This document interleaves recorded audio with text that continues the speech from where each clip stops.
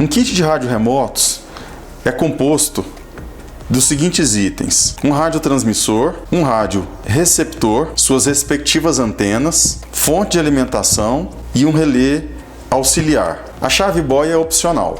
Aqui na antena, percebam que ela tem a base magnética.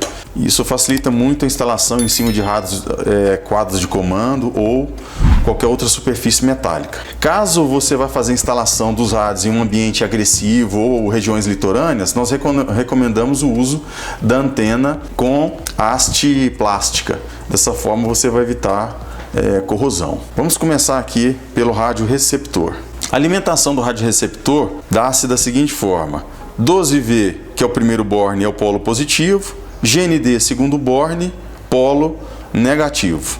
Percebam aqui que para ligação do relé acoplador, eu puxei um fio positivo diretamente para o relé acoplador. Do polo negativo, eu fiz uma ligação tipo jumper, entrando no borne 01 setinha para cima e saindo no borne 01 setinha para baixo. Percebo que a interrupção da alimentação desse relé acoplador vai acontecer aqui no relé do rádio. Então, percebam que o polo negativo, ele passou pelo relé do rádio e está conectado aqui nos bornes do relé acoplador. Já no rádio transmissor, da mesma forma nós temos aqui o polo positivo, 12V, e o polo negativo, GND. A conexão de comando, ou seja, de transmissão do rádio transmissor, acontece nos bornes 3 e 4, que é o GND e o C1.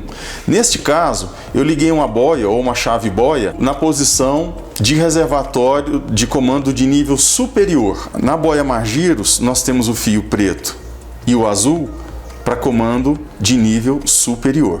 Então, como é a operação do rádio? Neste caso, eu liguei uma chave boia elétrica no comando de nível superior, que compreende os fios preto e azul. Isso para a chave boia da marca Margiros, que é a que normalmente nós fornecemos. Então, conectado no nível superior, quando a caixa está cheia, a boia encontra-se nessa posição. À medida em que a caixa vai esvaziando e a boia muda de posição, ela fecha um contato.